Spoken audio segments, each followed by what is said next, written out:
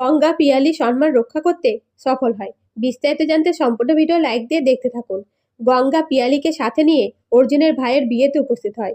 আর সবার সামনে সত্যিটা বললে অর্জুনের মা বলে গঙ্গা মিথ্যে কথা বলছে। এমনকি মেঘনাথ বলে এখন এরকম গ্যাং বেরিয়েছে যারা বড়লোক ছেলেকে ফাঁসিয়ে মোটা টাকা কামাচ্ছে। এই কথা শুনে অর্জুন বলে এই গ্যাংয়ে মেয়েটি যুক্ত নেই। আমার বিশ্বাস আগে সব জানতে হবে, তারপর দোষ দিতে পারবো।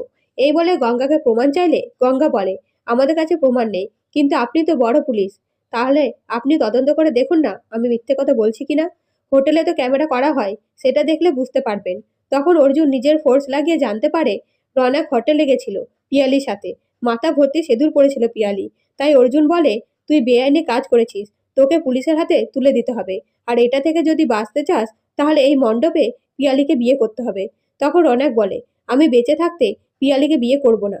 তৎক্ষণাৎ রনকের হবু বউ এসে বলে আমি এই বিয়ে করব না, আর আমি বলতে চাই এই মেয়েটার সাথে রোনাকের বিয়ে দেওয়া হোক। তখন অর্জুনের জেঠু বলে পিয়ালিকে কোণে সাজিয়ে নিয়ে আসতে, এবং গঙ্গার সাহসিকতার জন্য গঙ্গাকে স্নেহ করে। অন্যদিকে অর্জুন গঙ্গার পাশে দাঁড়ালে অহনা অর্জুনের সাথে ঝামেলা শুরু করে। সেটা দেখে গঙ্গা বলে এই ফুলটুসি ম্যাডাম স্যানিটাইজ বাবুর কে হয়। এরপরে গঙ্গা ঠাকুর বাবাদের বিয়ের মণ্ডপে আসতে বলে, এবং বিয়ে সম্পূর্ণ হয়ে গেলে অর্জুন বলে ঠাকুর মশাই পিয়ালির পাশে কেউ না থাকলে এই দাদা সবসময় পাশে থাকবে। এই কথা শুনে গঙ্গা বলে ঠাকুর বাবা আর চিন্তা নেই, পিয়ালি দিদি ভালো থাকবে।